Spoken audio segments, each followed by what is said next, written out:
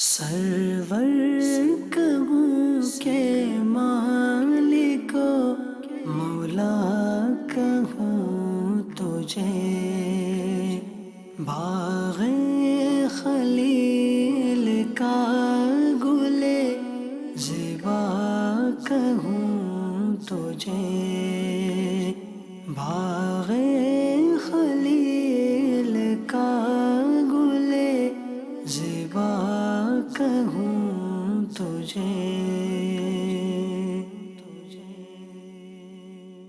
الحمدللہ رب العالمین والصلاة والسلام علی سید الانبیاء والمرسلین، اما بعد فاعوذ باللہ من الشیطان الرجیم، بسم اللہ الرحمن الرحیم۔ الصلاة والسلام علیک یا رسول اللہ وعلی آلک واصحابک یا حبیب اللہ، الصلاة والسلام علیک یا نبی اللہ وعلی آلک واصحابک یا نور اللہ۔ امام بوصیری رحمۃ اللہ تعالی علیہ قصیدہ محمدیہ میں فرماتے ہیں، محمد ضاحک للضیف مکرمہ، محمد جارہ واللہ لم یدم۔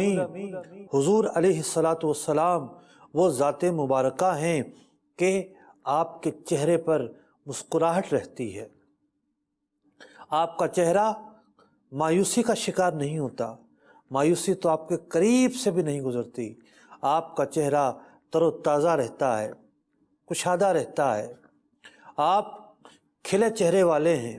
محمد ضاحک، آپ کا ایک وصف یہ ہے آپ مسکرانے والے ہیں، اور بالخصوص جب کوئی مہمان آتا ہے، کوئی آپ سے ملنے آتا ہے، آپ اسے انتہائی خندہ پیشانی سے پیش آتے ہیں، انتہائی اچھے طریقے سے ملتے ہیں، اس مہمان کی آپ تکریم بھی کرتے ہیں، اسے اعزاز بخشتے ہیں، اسے عزت بخشتے ہیں۔ فرمایا محمد جارہ واللہ لم یدمی، اور آپ کے پاس رہنے والے، آپ کے اڑوس پڑوس میں رہنے والے، وہ کبھی آپ کی ذات سے ایذا نہیں دیے جاتے، کبھی ان پر ظلم نہیں کیا جاتا۔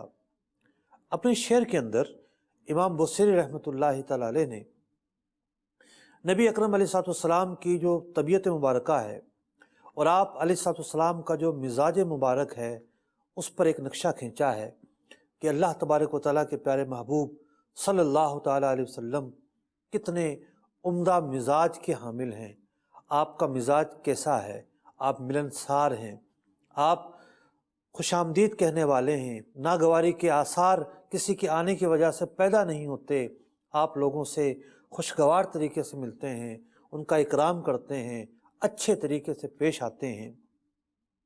اور ایک وصف جو آپ کے اندر بڑا ہی عمدہ طریقے سے پایا جاتا ہے، وہ وصف ہے مسکرا کر ملنا، مسکرا کر تبادلہ کرنا، یعنی جس طریقے سے آنکھیں تبادلہ کرتی ہیں، آنکھیں گفتگو کیا کرتی ہیں، اسی طریقے سے مسکراہٹ سے مسکراہٹ بھی تبادلہ کیا کرتی ہے۔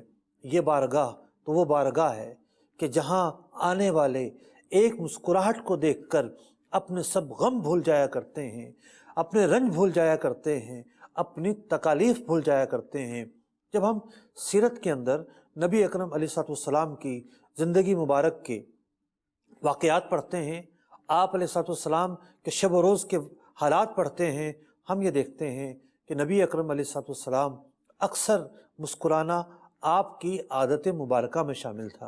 اور حضور علیہ السلام کی تو کیا شان ہے کہ مضطرب غم سے ہوتے ہوئے ہنس پڑیں، مضطرب غم سے ہوتے ہوئے ہنس پڑیں، رنج سے جان کھوتے ہوئے ہنس پڑیں، رنج سے جان کھوتے ہوئے ہنس پڑیں، وقت جاگ اٹھے سوتے ہوئے ہنس پڑیں، وقت جاگ اٹھے سوتے ہوئے ہنس پڑیں، جس کی تسکین سے روتے ہوئے ہنس پڑیں، کہ جس کی تسکین سے روتے ہوئے ہنس پڑیں، اس تبسم کی عادت پہ لاکھوں سلام، اس تبسم کی عادت پہ لاکھوں سلام۔ ایک اور شاعر کہتے ہیں کہ کہ تیری صورت، تیری سیرت، تیرا نقشہ، تیرا جلوہ، تیری صورت، تیری سیرت، تیرا نقشہ، تیرا جلوہ، تبسم، گفتگو، بندہ نوازی، خندہ پیشانی۔ یعنی نبی اکرم علیہ السلام کے جب احوال پر، آپ کے مزاج پر، آپ کے انداز پر شاعر نے غور کیا، ان الفاظوں سے نقشہ کھینچا کہ تیری صورت، تیری سیرت، تیرا نقشہ، تیرا جلوہ، تبسم، گفتگو، بندہ نوازی، خندہ پیشانی، سلام آمینہ کے لال اے محبوب سبحانی، سلام آمینہ کے لال اے محبوب سبحانی، سلام فخر موجودات، فخر نوع انسانی۔ تو ضاحک کا لفظ استعمال کیا۔ تو ضاحک کہتے ہیں مسکرانے والے کو۔ ویسے تو لفظ تبسم اور ضحک میں فرق ہے۔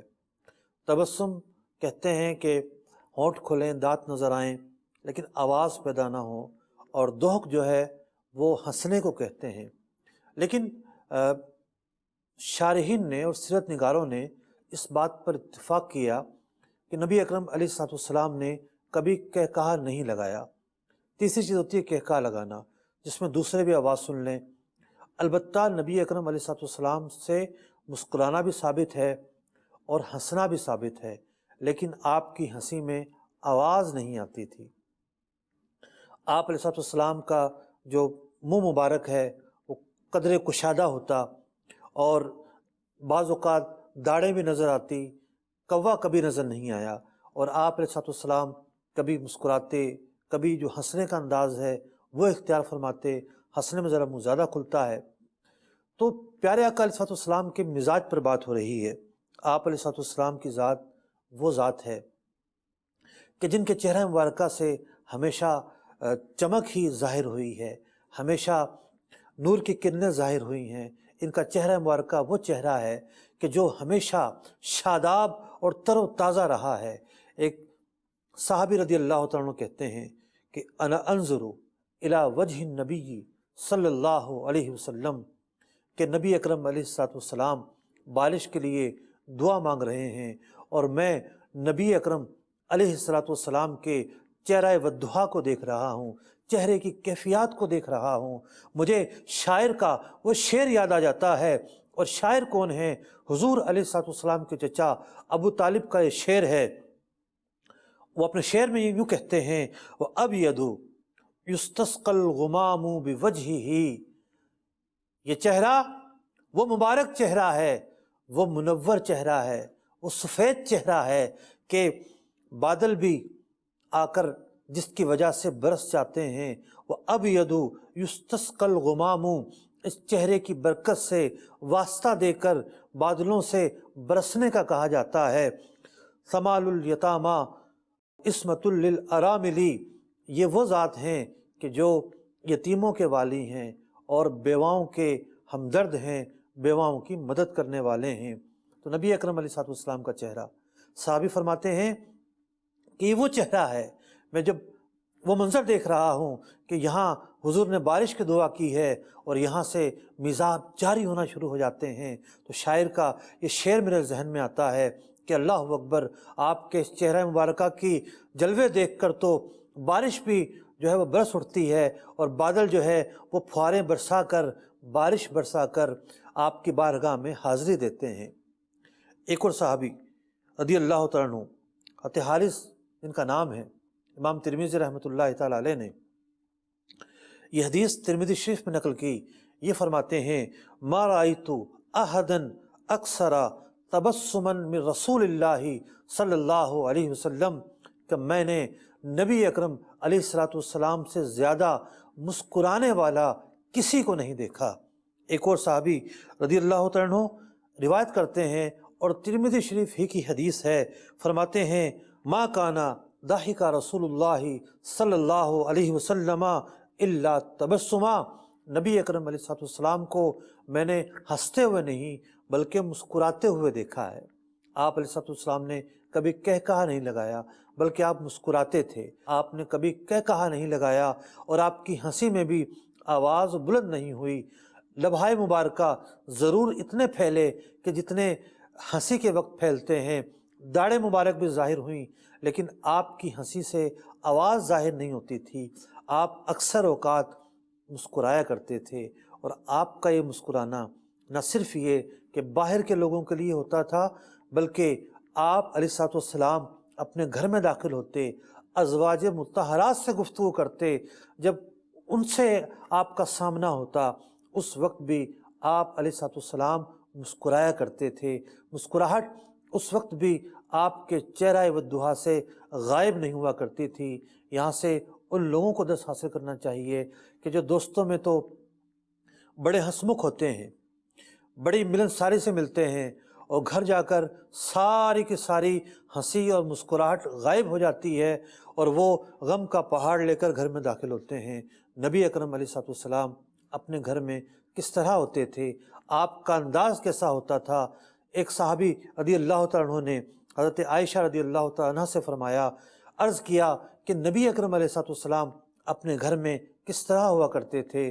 تو حضرت عائشہ نے فرمایا، کان اذا خلا بنسائہ، جب آپ علیہ الصلوۃ والسلام اپنے ازواج مطہرات کے پاس آتے، الین الناس، آپ کا مزاج انتہائی خوشگوار ہونے کے ساتھ ساتھ آپ کا انداز یہ ہوتا کہ آپ انتہائی نرم تھے۔ فرمایا وَأَكْرَمَ النَّاسِ ضَاحِكًا بِسَامًا، اور آپ علیہ الصلوۃ والسلام کے چہرے والضحیٰ پر کشادگی ہوتی، تراوٹ ہوتی، اور مسکراہٹ ہوا کرتی تھی۔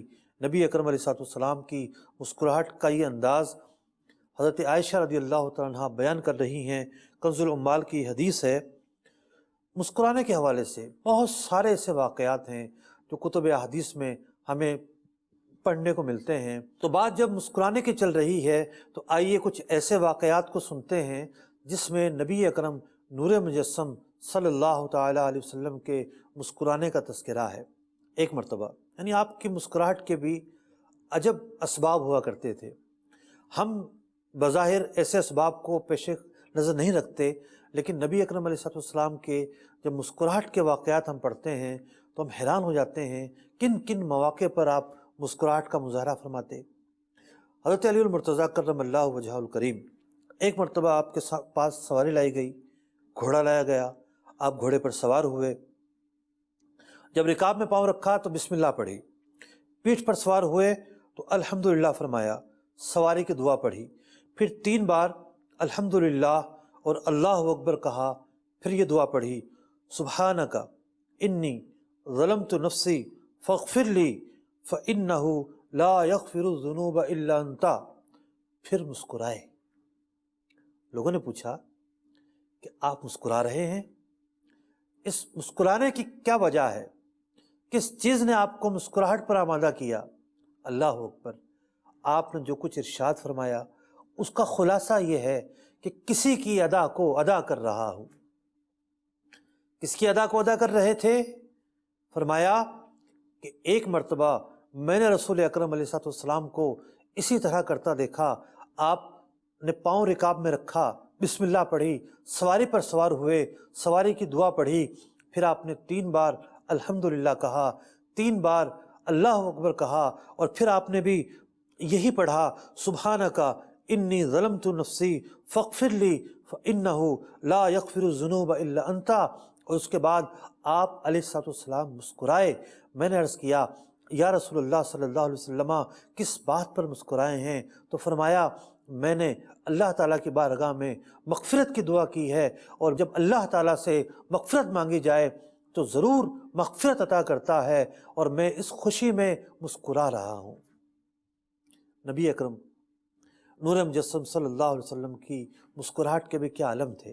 ایک اور واقعہ حدیث کی کتابوں میں ملتا ہے کہ حضرت کعب رضی اللہ تعالیٰ عنہ غزوہ تبوک میں شریک نہ ہوئے، کچھ اور بھی تھے جو شریک نہیں ہوئے تھے، لیکن جو منافقین تھے انہوں نے طرح طرح کے اعذار بیان کیے۔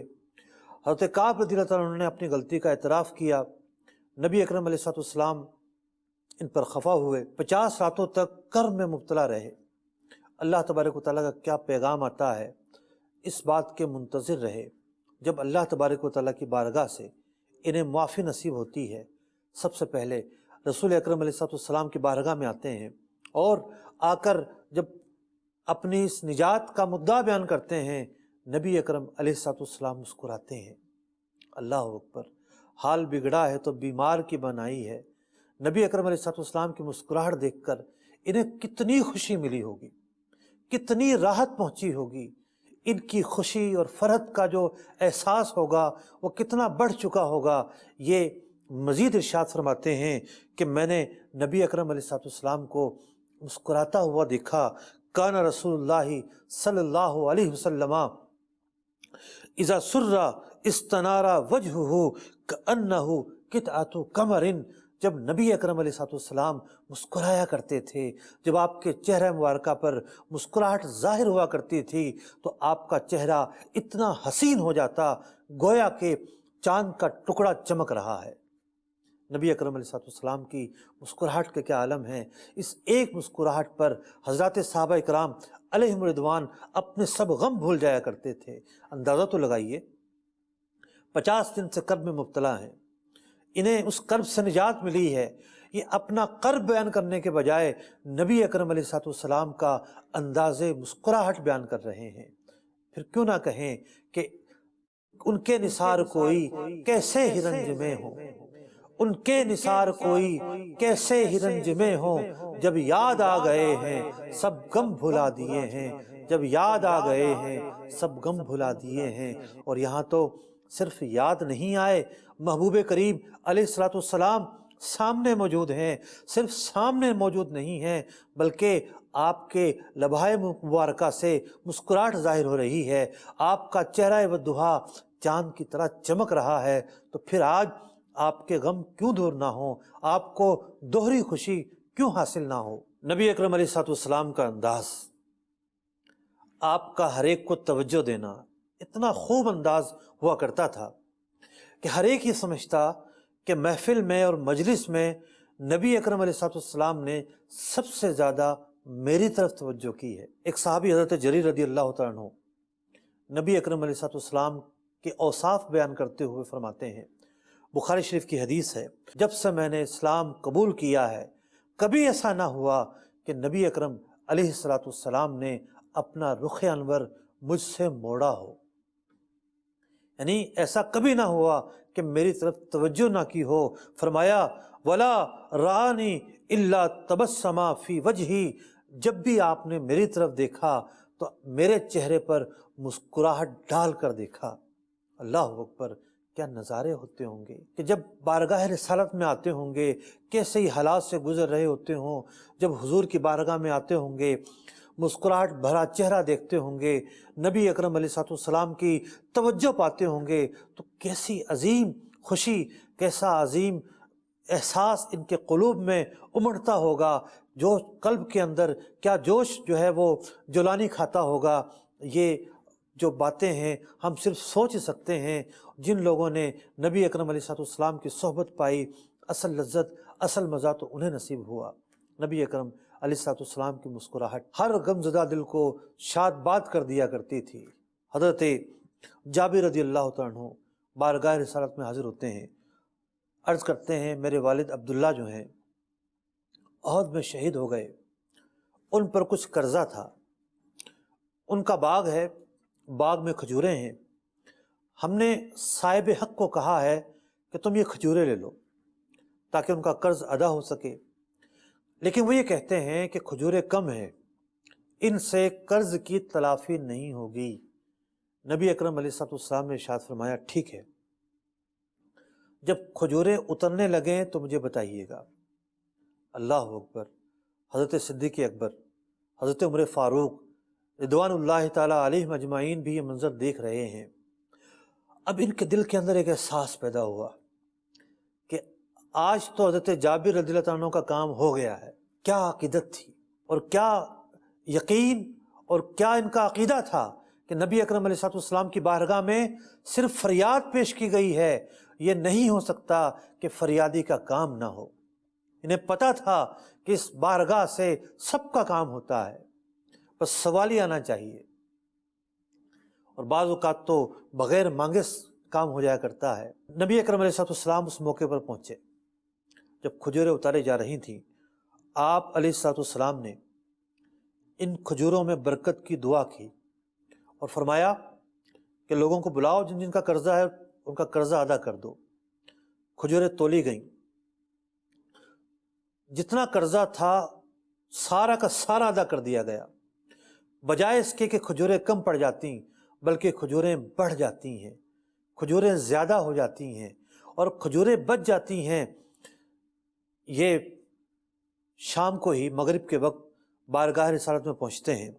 بخاری شریف کی حدیث ہے، امام بخاری ان الفاظوں سے یہ آگے کا واقعہ بیان کرتے ہیں، فوافیت مع رسول اللہ صلی اللہ علیہ وسلم المغرب، کہ میں مغرب کے وقت حضور علیہ السلام کی بارگاہ میں پہنچا، فذکرت ذالک لہ، پورا مدعا پورا قصہ میں نے بیان کیا، فضحک، نبی اکرم علیہ السلام مسکراتے ہیں، فرماتے ہیں جاؤ ابو بکر کو اور عمر کو بھی بلا کر لے آؤ اور انہیں بھی آ کر اس ماجرے کی خبر دو۔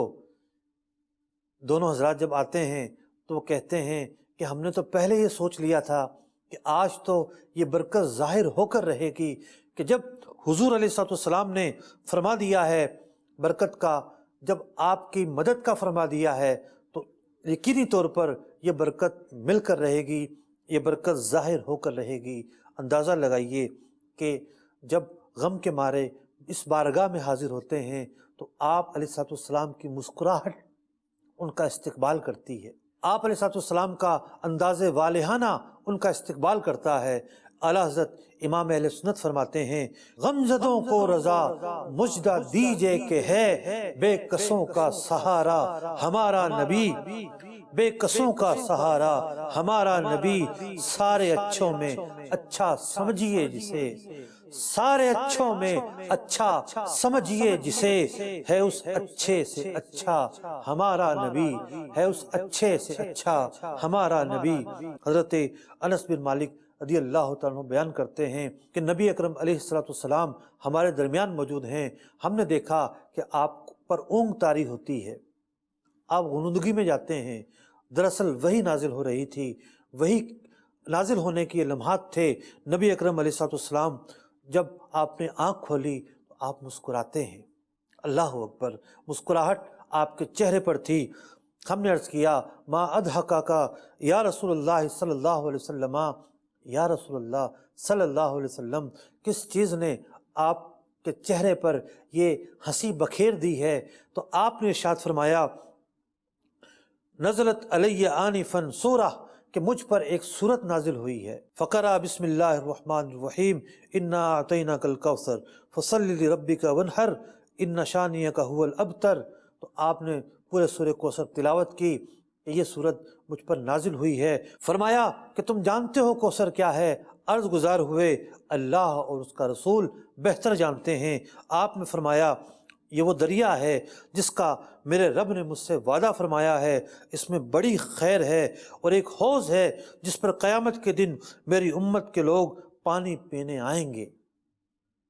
تو نبی اکرم علیہ السلام اللہ کی نعمت ملنے پر، اللہ تبارک و تعالیٰ کی رحمت ملنے پر مسکراتے تھے، خوش ہوتے تھے۔ نبی اکرم علیہ السلام کی خوشیوں کی تو کیا ہی بات ہے۔ جب بھی ایسا موقع آتا کہ مسلمانوں کو خوشی پہنچتی تو نبی اکرم علیہ السلام سب سے زیادہ خوش ہوتے، کیونکہ آپ کی ذات رحمت للعالمین کی ذات ہے، آپ رؤوف و رحیم ہیں، آپ کریم ہیں۔ عرفہ کے موقع پر آپ علیہ السلام امت کی مغفرت کی دعا مانگتے ہیں، آپ کی دعا قبول ہوتی ہے اور عرفات میں جمع ہونے والوں کی مغفرت کا مجدہ سنا دیا جاتا ہے۔ آپ ساتھ ہی ساتھ یہ دعا بھی کرتے ہیں کہ حق العباد بھی معاف فرما دے۔ یہ دعا وہاں قبول نہیں کی جاتی، لیکن یہ دعا مزدلفہ کے مقام میں قبول کی جاتی ہے۔ نبی اکرم علیہ السلام دعا میں ہیں، آپ دعا کر رہے ہیں کہ اچانک آپ کے لبھائے مبارکہ پر مسکراہٹ ظاہر ہوتی ہے۔ دعا کا وقت تو گریا کا وقت ہے، اللہ تبارک و تعالیٰ کی بارگاہ میں گڑ گڑانے کا وقت ہے، لیکن جب مسکراہٹ ظاہر ہوتی ہے صحابہ کرام علیہ رضوان حیرت سے دیکھتے ہیں کہ ماجرا کیا ہے، رسول اکرم علیہ السلام کیوں مسکرا رہے ہیں؟ تو حضرت عباس رضی اللہ تعالیٰ عنہ کہتے ہیں کہ فضحک رسول اللہ صلی اللہ علیہ وسلم فقال له ابو بکر، حضرت ابو بکر صدیق رضی اللہ تعالیٰ عنہ اور حضرت عمر فاروق رضی اللہ تعالیٰ عنہ عرض گزار ہوتے ہیں بی ابی انتا و امی ان ہاذہی لساعۃ، کہ یہ جو گھڑیاں ہیں یہ تو دعا کی گھڑیاں ہیں۔ فما کنت تضحک یا رسول اللہ صلی اللہ علیہ وسلم اضحک اللہ سنک، آپ اسی طرح مسکراتے رہیں۔ اللہ اکبر، اس کہنے میں نہ جانے کیا کیا تمنائیں ہوں گی کہ آپ جب اس طرح مسکراتے ہیں تو پھر ہمارے دلوں کی کیفیت ہی کچھ اور ہوتی ہے۔ تو فرمایا کہ آپ اسی طرح مسکراتے رہیں یا رسول اللہ صلی اللہ علیہ وسلم، آپ کیوں مسکرا رہے ہیں؟ تو فرمایا کہ اب اس مقام پر میری یہ دعا قبول ہو گئی ہے اور شیطان اپنے سر میں مٹی ڈال رہا ہے۔ اللہ اکبر۔ امام بصری رحمۃ اللہ تعالی علیہ نے بھی کیا خوب نقشہ کھینچا ہے کہ محمد ضاحک للضیف مکرمہ، کہ یہ وہ محبوب ہیں کہ جن کے چہرہ والضحیٰ پر مسکراہٹ رہتی ہے، یہ مہمان کا اکرام کرتے ہیں۔ محمد جارہ واللہ لم یدمی، آپ کا ساتھی، آپ کے قریب رہنے والے، آپ کے پڑوسی کبھی ایذا نہیں دیے جاتے، آپ کی طرف سے ان پر کوئی ظلم نہیں ہوتا۔ نبی اکرم علیہ الصلوۃ والسلام کی مسکراہٹ کے بہت سارے واقعات ہیں، پوری کی پوری کتابیں اس موضوع پر لکھی گئی ہیں، اور نہ جانے کتنی حدیث اس حوالے سے مذکور ہیں، لیکن ہمارا وقت قلیل ہے، وقت تھوڑا ہے۔ اسی شعر کے اگلے موضوع کی طرف بڑھتے ہیں۔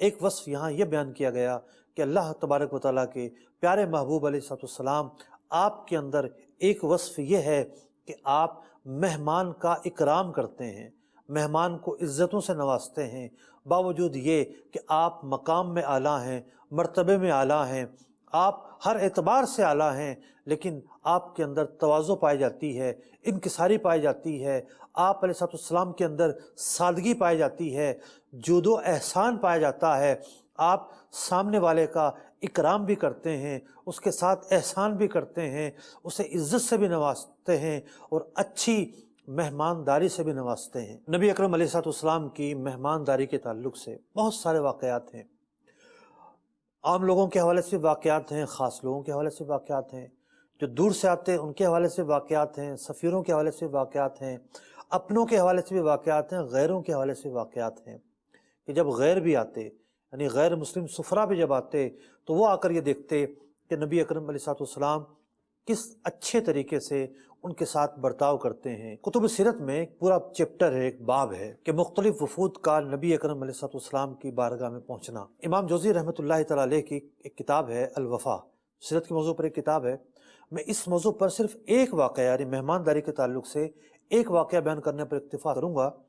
اس میں ایک واقعہ لکھا گیا کہ ہجرت کے 9ویں سال آپ علیہ الصلوۃ والسلام کی بارگاہ میں وفد تحبیب پہنچتا ہے۔ یہ لوگ 13 افراد پر مشتمل تھے اور اپنے ساتھ اموال اور صدقات لے کر آئے تھے۔ نبی اکرم علیہ الصلوۃ والسلام ان کی آمد پر بہت زیادہ خوش ہوئے، انہیں مرحبا کہا، اچھا ٹھکانہ انہیں عطا کرنے کا کہا، اچھی طرح انہیں رکھا جائے۔ حضرت بلال حبشی رضی اللہ تعالیٰ عنہ کو حکم دیا کہ ان کے رخصت پر عمدہ انعامات انہیں دے کر پھر روانہ کیا جائے۔ جب یہ روانہ ہونے لگے تو نبی اکرم علیہ الصلوۃ والسلام نے انہیں انعامات و اکرامات عطا فرمائے اور پوچھا، تم میں سے کوئی ایسا تو نہیں ہے جو رہ گیا ہو؟ انہوں نے عرض کی، ایک فرد ہے جس کو ہم اپنے سامان کے پاس حفاظت کی غرض سے چھوڑ کر آئے ہیں۔ وہ فرد بھی بارگاہ رسالت میں پہنچتا ہے۔ نبی اکرم علیہ الصلوۃ والسلام اسے بھی اتنا ہی کچھ عطا کرتے ہیں جتنا اس کے ساتھیوں کو عطا کیا۔ وہ بارگاہ رسالت میں عرض گزار ہوتے ہیں، یا رسول اللہ صلی اللہ علیہ وسلم، میری ایک تمنا ہے، آپ وہ پوری فرما دیں۔ نبی اکرم علیہ الصلوۃ والسلام نے ارشاد فرمایا، کیا حاجت ہے؟ عرض کی، یا رسول اللہ صلی اللہ علیہ وسلم، میرے لیے اللہ تعالیٰ کی بارگاہ میں دعا کریں کہ اللہ تعالیٰ میری بخشش و مغفرت فرما دے، اور ساتھ ہی ساتھ یہ بھی دعا کریں کہ اللہ تعالیٰ میرے دل کو مستغنی کر دے۔ آپ نے اس کی خواہش اور تمنا کے مطابق دعا کی، انعام و اکرام دے کر اسے روانہ کیا۔ اگلا سال حجۃ الوداع کا موقع تھا۔ نبی اکرم علیہ الصلوۃ والسلام سے مختلف وفود حجۃ الوداع کے موقع پر ملے۔ اس کے قبیلے کا وفد بھی جب ملنے آیا، آپ نے اس نوجوان کے بارے میں پوچھا کہ اس کا کیا حال ہے۔ کہنے لگے کہ ہم نے اس سے زیادہ کانے اور صابر نہیں دیکھا، جو کچھ ملتا ہے اس پر قناعت کرتا ہے، اس پر صبر کرتا ہے۔ گویا کہ جس خواہش کا اظہار انہوں نے بارگاہ رسالت میں کیا تھا اور نبی اکرم علیہ الصلوۃ والسلام سے جو کچھ مانگا تھا، وہ سب کچھ اس نوجوان کو عطا کر دیا گیا۔ تو رسول اکرم علیہ الصلوۃ والسلام کی بارگاہ وہ بارگاہ ہے کہ جب کوئی بھی مہمان آتا ہے، عزت پاتا ہے، اکرام پاتا ہے، انعام پاتا ہے، دعا کا کہتا ہے، اس دعا کی قبولیت پاتا ہے۔ کیوں نہ پائے کہ مرادیں مل رہی ہیں، شاد شاد ان کا سوالی ہے، لبوں پر التجا ہے، ہاتھ میں روزے کی جالی ہے۔ تیری صورت تیری سیرت زمانے سے نرالی ہے، تیری صورت تیری سیرت زمانے سے نرالی ہے، تیری ہر ہر ادا پیارے دلیل بے مثالی ہے۔ اور آپ کی بارگاہ کیسی بارگاہ ہے؟ وہ انوکھی، وہ نرالی اور وہ اعلیٰ بارگاہ ہے کہ نکالا کب کسی کو بزم فیض عام سے تم نے۔ آپ کی بارگاہ سے آنے والا کوئی نکالا نہیں جاتا، بلکہ اس کی تو حسرت نکالی جاتی ہے، اس کا مدعا پورا ہوتا ہے، اس کا سوال پورا ہوتا ہے۔